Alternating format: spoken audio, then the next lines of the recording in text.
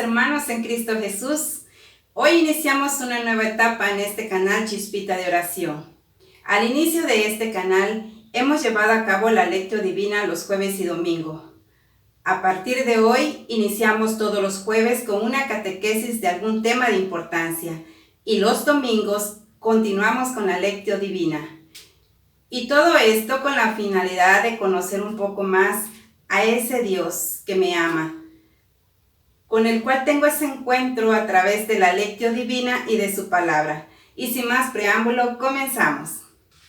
Esta primera catequesis titulada La historia de la salvación tiene como finalidad el saber el para qué y por qué el hombre ha sido creado, por qué la existencia del hombre en la tierra y cuál es el final del hombre. Antes de iniciar en este tema, vamos a hacer una breve oración del Salmo 119, versículo 33 al 40. En el nombre del Padre, del Hijo y del Espíritu Santo. Amén. Señor, enséñame el camino de tus leyes, pues quiero seguirlo hasta el fin. Dame entendimiento para guardar tu enseñanza, quiero obedecerla de todo corazón. Llévame por el camino de tus mandamientos, pues en él está mi felicidad. Haz que mi corazón prefiera tus mandatos. No dejes que me fije en falsos dioses. Dame vida para seguir tu camino. Confirma a este siervo tuyo las promesas que haces a los que te honran. Aleja de mí la ofensa que temo, pues tus decretos son buenos. Yo he deseado tus preceptos. Dame vida, pues tú eres justo. Gloria al Padre, al Hijo y al Espíritu Santo, como era en un principio, ahora y siempre, por los siglos de los siglos. Amén. Ven, Espíritu Santo, ven por medio de la poderosa intercesión del Inmaculado Corazón de María. Habla, Señor, que tu siervo escucha. Hermanos, en esta primera catequesis vamos a hablar un poquito acerca de la historia de la salvación. El objetivo de este tema del día de hoy es que nosotros podamos conocer un poquito más de ese Dios que nos ama. Muchos de nosotros hemos tenido ese encuentro a través de un retiro o congreso y hemos conocido un poco más de Dios. Pero algunos hermanos solamente han escuchado de Dios. Y en este tema vamos a conocer a ese Dios que nos ama, que nos ha creado y sobre todo a nuestro Señor Jesucristo. En la historia de la salvación han pasado tantos acontecimientos, pero nosotros lo resumimos en 7. Vamos a hablar acerca de la creación, del pecado, de la promesa, de las profecías, de la llegada del Hijo de Dios, de la misión de Jesús y del nacimiento de nuestra iglesia. Nos vamos a imaginar estas 7 columnas que son las que sostienen nuestra fe en Dios. Iniciamos con la primera columna, que es la creación. Nos podemos preguntar por qué y para qué me creó Dios. En Génesis capítulo 1, versículo 26, 27 y 31 dice lo siguiente: Ahora hagamos al hombre a nuestra imagen. Cuando Dios creó al hombre, lo creó a su imagen, varón y mujer los creó. Dios vio que todo lo que había hecho estaba muy bien. Nosotros notamos aquí que Dios nos creó a imagen y semejanza de Él. ¿Qué quiere decir esto? Que el hombre no se parece en lo exterior a Dios, sino en lo más profundo de su ser, por tener un espíritu proyectado a la eternidad. Y eso lo vemos en Génesis capítulo 2, versículo 7. Entonces Dios el Señor formó al hombre de la tierra misma, y sopló en su nariz y le dio vida. Así el hombre se convirtió en un ser viviente, en un ser muy diferente a la demás creación, porque en nosotros Dios puso ese espíritu de vida, ese soplo de vida, que hace que tengamos esa necesidad de Dios, que aunque tengamos todas las cosas, hay dentro de mí una necesidad por algo más, y ese es Dios. Dios también, hermanos, creó al hombre con inteligencia, con libertad y voluntad. Sin embargo, cada hombre es libre de portarse bien o mal en la vida, de aceptar o no aceptar la salvación de Dios. Y creó al hombre para que se salve y viva toda la eternidad feliz con Él. Por eso, hermanos, nosotros tenemos esa libertad para escoger, como dice en Deuteronomio, si quieres la vida o quieres la muerte.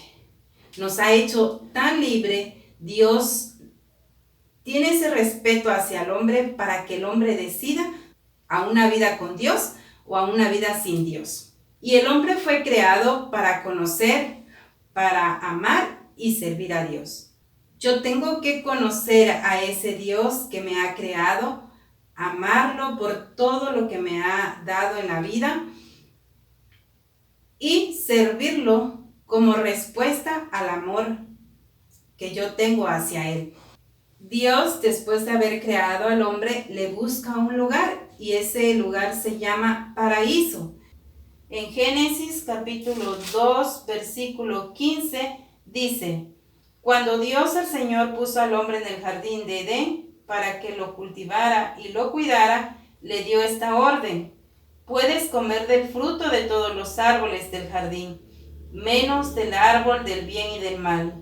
No comas del fruto de ese árbol, porque si lo comes ciertamente morirás. ¿Por qué se lo prohíbe? Para probar su amor y su obediencia. Porque nosotros hemos sido hechos por amor, no por una casualidad. Antes de la creación, Dios ya había planeado toda la creación. Entonces Dios hace esa prohibición al hombre para probar ese amor y esa obediencia que le tenía que tener. Pero lamentablemente el hombre desobedece. Y ahí inicia la segunda columna, que es el pecado. Un día el demonio puso la tentación en Eva y le dijo que comieran del árbol prohibido. Y eso lo narra Génesis capítulo 3 del 1 al 6, cuando ella cae en la tentación y desobedece a Dios junto con el hombre. Si nosotros leemos Sabiduría capítulo 2, versículo 23 y 24, dice lo siguiente: En verdad Dios creó al hombre para que no muriera, y lo hizo a imagen de su propio ser. Sin embargo, por la envidia del diablo, entró la muerte en el mundo, y la sufren los que del diablo son. Los que deciden no estar con Dios, los que no quieren obedecer a Dios. En ese momento de la desobediencia del hombre hacia Dios, se cierran las puertas del cielo. O sea, que los hombres ya no podrían nunca entrar al cielo ni vivir felices con Dios para siempre. Por eso Dios, el Señor, sacó al hombre del jardín de Edén y lo puso a trabajar la tierra de la cual había sido formado.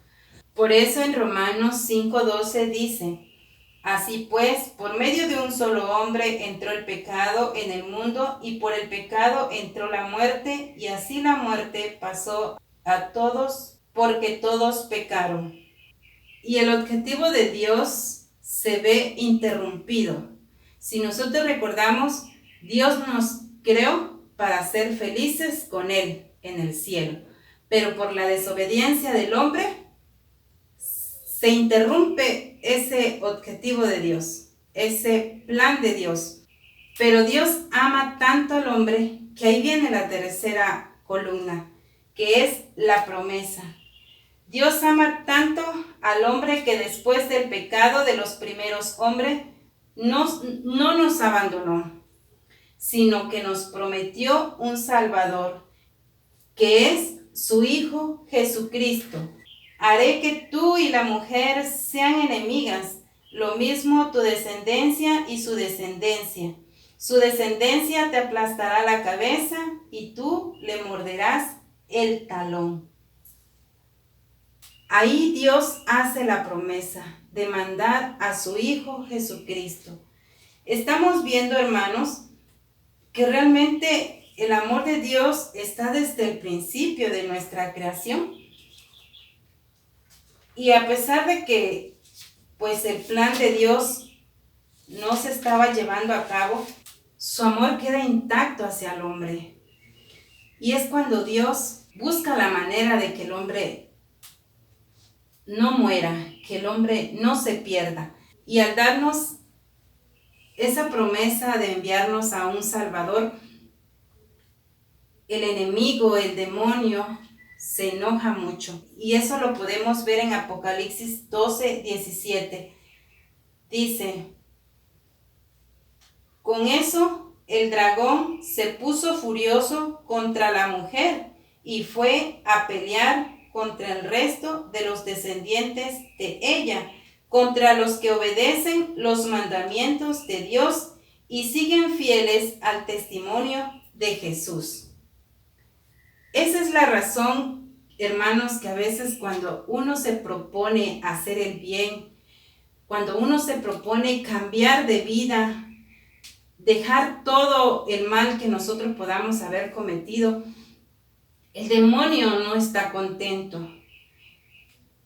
Desde que Dios hace la promesa, Él va atrás de la descendencia de la mujer. Y en esa descendencia estás tú y estoy yo. Por eso el demonio siempre está buscando la manera de que nosotros, como nuestros primeros padres, desobedezcamos a Dios. Porque Él no quiere que nosotros vivamos con Dios. Pero Dios ahí está presente en la vida del hombre que no quiere que se pierda. Y ahí iniciamos con nuestra cuarta columna de esta narración de la historia de la salvación. Después de que Dios nos ha creado, que el hombre desobedece, que Dios promete un Salvador, antes de la llegada del Salvador, a través de los profetas, anuncia a ese Salvador. Y en Génesis 12:3, por medio de Abraham, bendice a la familia, a la humanidad, a su pueblo. También en 2 Samuel 7:16 le da a conocer a David que de él saldrá el Salvador, el rey, de esa descendencia de David. Y en Isaías 7:14 menciona de qué manera va a venir el Salvador, la señal que Él dará cuando el Salvador llegue al mundo. Y lo vamos a leer. Dice: pues el Señor mismo les va a dar una señal. La joven está encinta y va a tener un hijo al que pondrán por nombre Emmanuel. En Zacarías vemos cómo entrará el Salvador a Jerusalén. Alégrate mucho, ciudad de Sión. Canta de alegría, ciudad de Jerusalén. Tu rey viene a ti justo y victorioso, pero humilde, montado en un burro, en un burrito, cría de una burra. Y de esa manera entró nuestro Señor a Jerusalén, en un burro, donde lo aclamaban Rey de Israel. Y así todas las profecías, hermanos, se cumplieron. Todo lo que antes de la venida del Salvador dio a conocer Dios por medio de sus profetas. Entramos en la quinta columna, la llegada del Salvador. Anuncia Dios la llegada de su Hijo por medio de un ángel. Y eso lo escuchamos en la anunciación del ángel a María. En Lucas capítulo 1, versículo del 30 al 33 y 35. María, no tengas miedo, pues tú gozas del favor de Dios. Ahora vas a quedar encinta, tendrás un hijo y le pondrás por nombre Jesús. Será un gran hombre al que llamarán Hijo del Dios Altísimo, y Dios el Señor lo hará rey, como a su antepasado David, para que reine por siempre sobre el pueblo de Jacob. Su reinado no tendrá fin. El ángel le contestó: el Espíritu Santo vendrá sobre ti y el poder del Dios Altísimo se posará sobre ti. Por eso el niño que va a nacer será llamado Santo e Hijo de Dios. Ahí es cuando ya el ángel anuncia la llegada del Salvador por medio de nuestra Madre Santísima, la Virgen María. Y la importancia de este relato de la Anunciación es la respuesta, hermanos, que María le da al ángel. Y lo vemos en el versículo 38 del mismo capítulo de Lucas. Yo soy la esclava del Señor, que Dios haga conmigo como me has dicho. Por eso, hermanos, que nosotros los católicos honramos y veneramos a nuestra Madre Santísima, porque ella ha sido el instrumento primordial en esta historia de la salvación. Ella acepta el plan salvífico de Dios. Ella es la mujer la cual Dios mencionaba cuando nos hizo la promesa, cuando los hombres cometieron el pecado. Nosotros estamos en esa descendencia, la descendencia de Eva y la descendencia de María. Y por eso el demonio se molesta cuando nosotros queremos estar con Dios, cuando nosotros queremos obedecer a Dios. Ella es una mujer obediente, una mujer llena de virtudes. ¿Y por qué no amarla? ¿Por qué no honrarla? ¿Por qué no querer a esa mujer que gracias a ella nuestro Salvador llegó al mundo? Y ahí se prueba, hermanos, el amor tan grande e infinito que Dios nos tiene a toda la humanidad.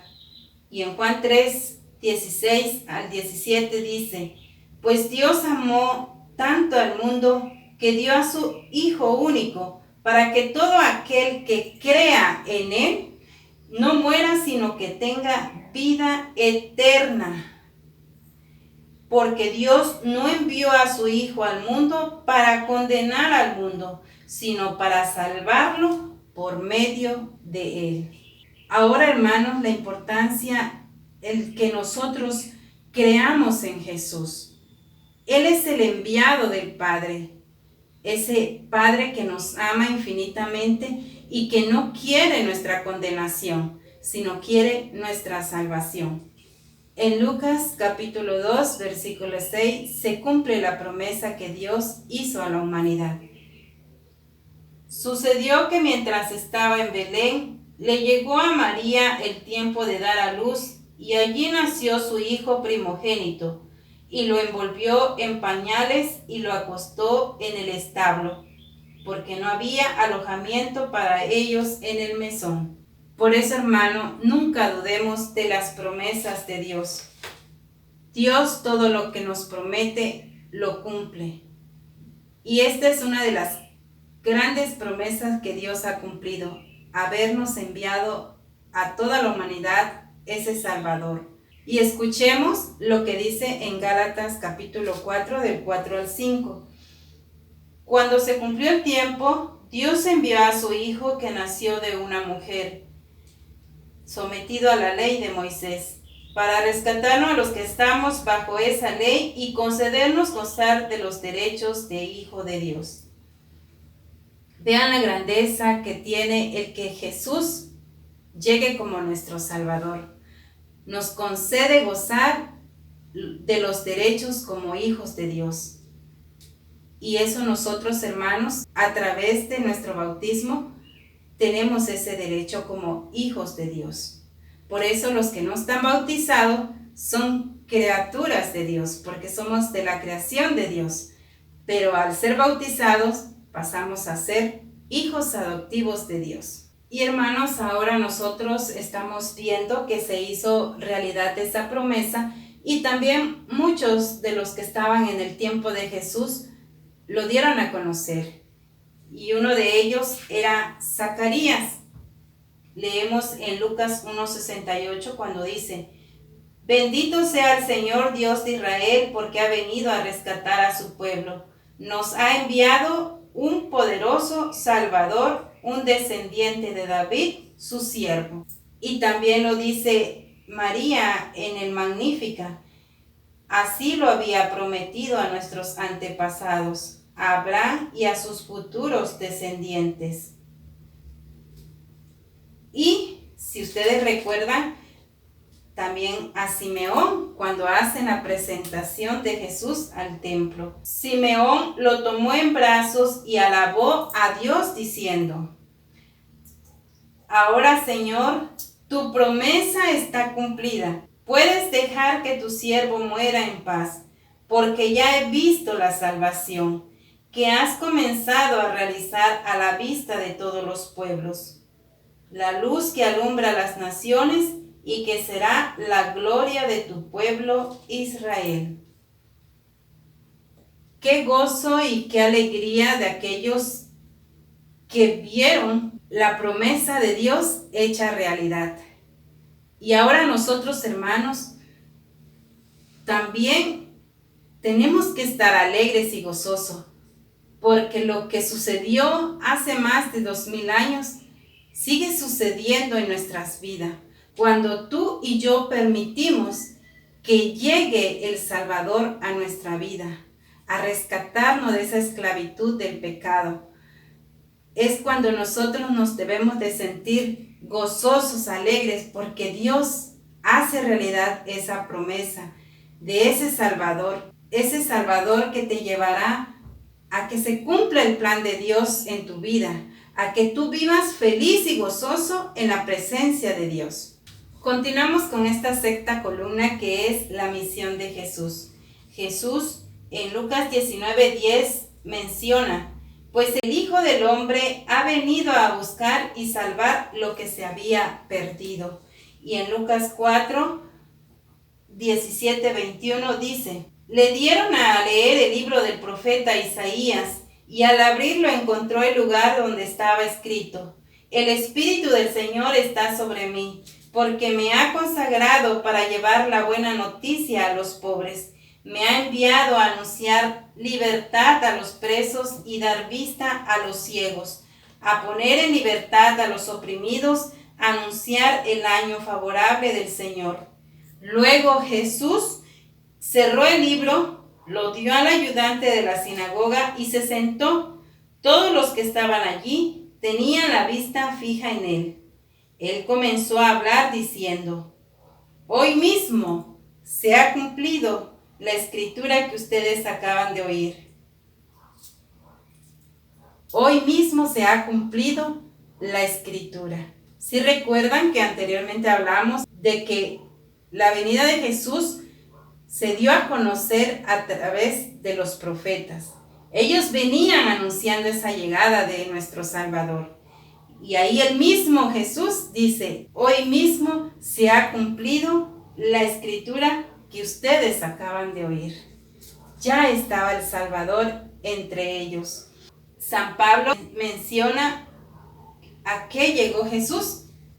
Y en 1 de Timoteo capítulo 4 versículo 10 dice: por eso mismo trabajamos y luchamos, porque hemos puesto nuestra esperanza en el Dios viviente, que es el Salvador de todos, especialmente de los que creen. Y ahí vuelve a repetirnos: de aquellos que creen. Y esa es la importancia de que nosotros podamos tener esa fe de creer en ese Salvador. Jesús cumple su misión, hermanos, llevando a cabo la pasión, muerte y resurrección. Lo hacen cargar la cruz en un camino largo, esa cruz pesada, la que representa los pecados de nosotros, hasta llegar al momento de su suplicio, de su muerte. Ya estando en la cruz, Él continúa con esa misión.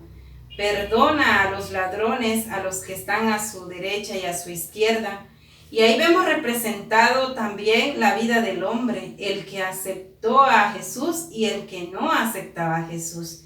Ustedes veían que uno de los ladrones lo empezaba a insultar y a decir que si en realidad él era hijo de Dios, que se salvara, que se bajara de la cruz y que lo salvara a ellos también.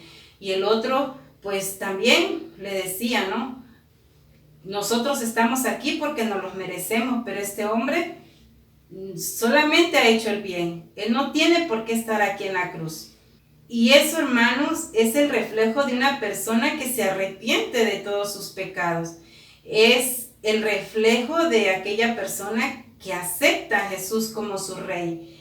Y por eso Jesús le menciona: hoy mismo estarás conmigo en mi paraíso.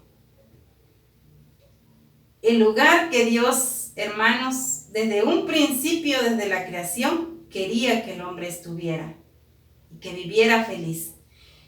Eso se hace realidad en aquel ladrón que se encuentra al lado de Jesús.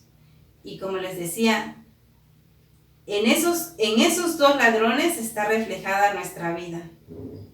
Si tú quieres aceptar a Jesús como tu rey, vas a gozar del paraíso que Dios nos tiene prometido. Pero si tú no quieres aceptar a Jesús, tu condenación será eterna en el lugar en el que Jesús no está. Después de la muerte, cuando Jesús, sus últimas palabras es: todo está cumplido. Y eso lo vemos en Marcos capítulo 15, 39, cuando Jesús cumple su misión. Y algo muy importante que se habla en la narración del Evangelio de San Marcos, al final, cuando Jesús muere, que un capitán romano dice: verdaderamente este era el Hijo de Dios. Cosa muy triste, porque ya al final del tiempo de Jesús se dan cuenta del gran hombre que tenían a su lado. Y así nos pasará también a nosotros si no nos damos cuenta que tenemos un Dios que lo único que quiere es que nosotros vivamos feliz. Hermanos, ojalá de verdad no sea demasiado tarde que tú aceptes a Cristo en tu vida, aceptes a Jesús como tu Salvador. Dios, después de la muerte de Jesús, lo resucita. Y eso lo leemos en Marcos 16, 6. Pero Él les dijo: no se asusten, ustedes buscan a Jesús de Nazaret, el que fue crucificado.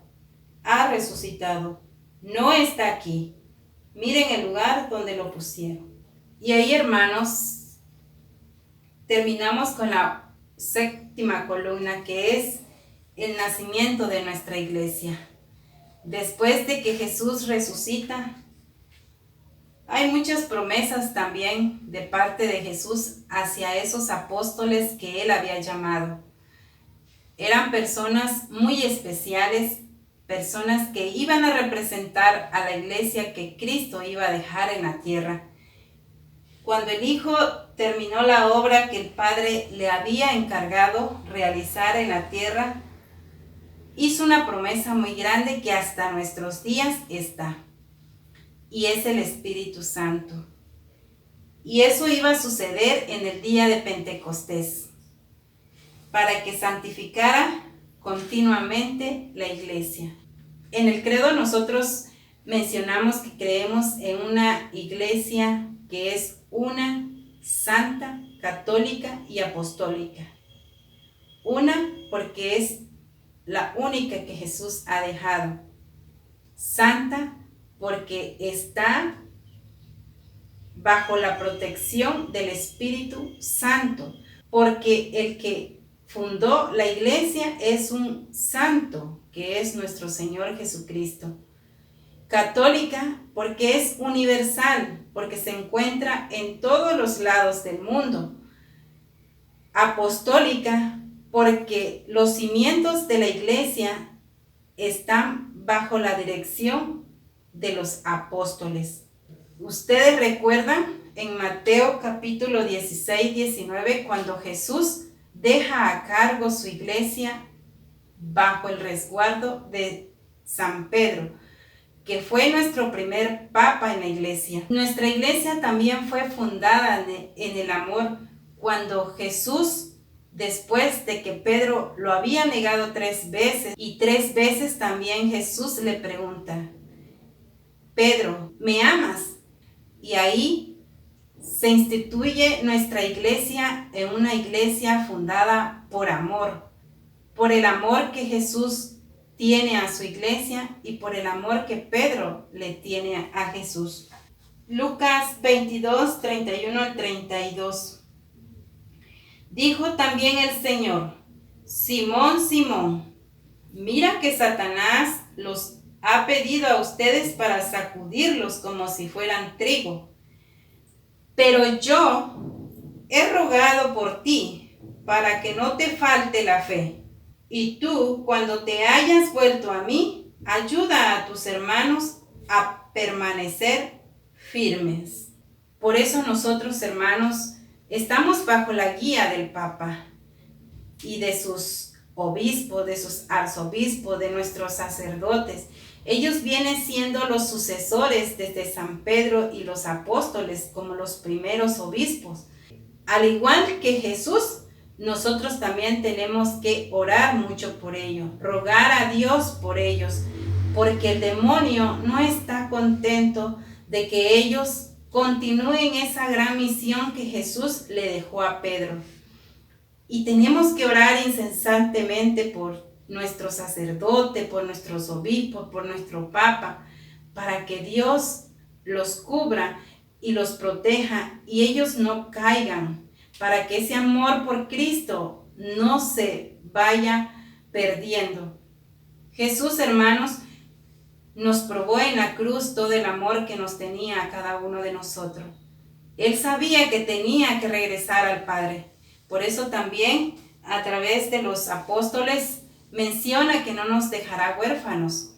Les deja la promesa del Espíritu Santo. Y en Mateo 28:20 Jesús menciona: yo estaré con ustedes todos los días hasta el fin del mundo.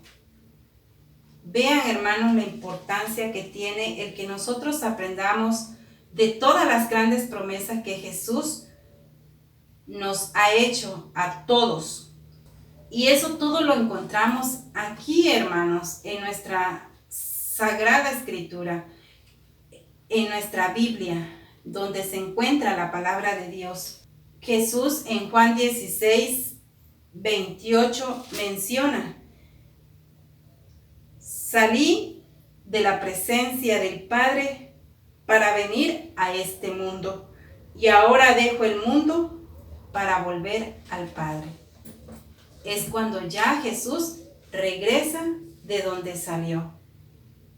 Pero vean la muestra tan grande que Jesús tiene con todos nosotros.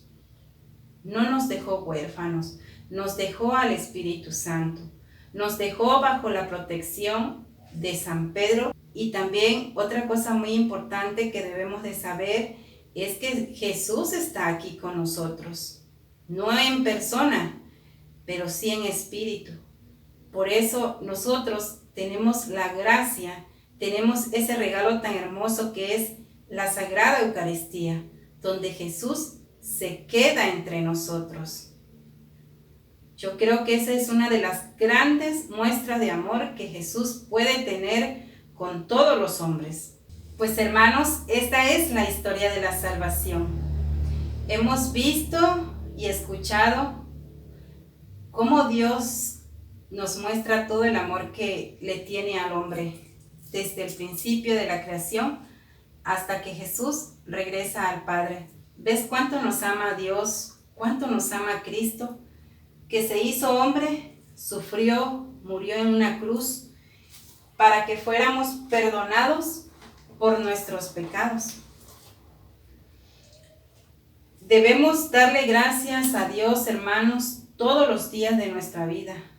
Por eso la importancia de que tú y yo todos los días, al levantarnos, agradezcamos a Dios por un día más de vida, por un nuevo amanecer que tenemos ese privilegio de ver, porque muchos a lo mejor quedan en el sueño y ya no ven ese nuevo día. Y otra cosa muy importante, que también tenemos todos los días que reconocer a Jesús como nuestro Salvador. Y en Romanos 10:9 dice lo siguiente: si con tu boca reconoces a Jesús como Señor y con tu corazón crees que Dios lo resucitó, alcanzarás la salvación. Tenemos que reconocer a Jesús como nuestro Salvador, como el Dios que viene a salvarnos, alejarnos del pecado para que podamos algún día estar en la presencia de Dios. Ustedes recuerdan que cuando los hombres desobedecieron a Dios, decía que se habían cerrado las puertas del cielo. Y con la muerte de Cristo se vuelven a abrir las puertas del cielo. Y tu salvación ya depende de ti y de mí. Si tú te quieres salvar o no. Y escuchen en Romanos 12:11, dice: esfuércense y no sean perezosos y sirvan al Señor con corazón ferviente. Tenemos que esforzarnos y tenemos que trabajar para hacer crecer nuestra fe, para conocer más a Dios y para que nuestros hermanos también lo conozcan. Dice 2 de Corintios, capítulo 5, versículo 10, porque todos tenemos que presentarnos ante el tribunal de Cristo, para que cada uno reciba lo que le corresponda, según lo bueno o lo malo que haya hecho mientras estaba en el cuerpo. Sé lo más bueno que puedas con los demás y di no al pecado, para que cuando Dios te llame, puedas salvarte y gozar de la felicidad eterna con Él. Pues hermano, ya todo depende de nosotros. Creo que todo este relato de la salvación hemos comprendido el por qué Dios nos ha creado, qué tenemos que hacer nosotros para corresponderle a ese amor que tanto nos ha ofrecido Él y su Hijo Jesucristo. Y podamos algún día nosotros, hermanos, decir esa frase de San Pablo en Gálatas 2:20. Y ya no soy yo quien vive, sino es Cristo quien vive en mí. Y la vida que ahora vivo en el cuerpo, la vivo por mi fe en el Hijo de Dios, que me amó y se entregó a la muerte por mí. Pues ojalá, hermanos, Dios nos permita de hoy en adelante empezar una vida nueva, luchar por agradar a Dios y siempre como Jesucristo hacer la voluntad del Padre, para algún día poder estar en su presencia. Pues gracias, mis hermanos, por haber estado este día escuchando la primera catequesis de la historia de la salvación. Esperemos en Dios continuar con estas catequesis. Me gustaría que en los comentarios de este video ustedes pusieran qué les pareció esta primera catequesis y si tienen algún tema que quieran escuchar, pues dejármelo en los comentarios y poder realizarlo. Les sigo invitando que se suscriban a este canal y denle like al video y puedan compartirlo con otros, porque en eso también depende nuestra misión, el dar a conocer a Dios a otros hermanos. Puedes estar trabajando para el reino de Dios. Primeramente Dios, estaremos este domingo con nuestra Lectio Divina y espero contar con su participación. Gracias. Dios me los bendiga.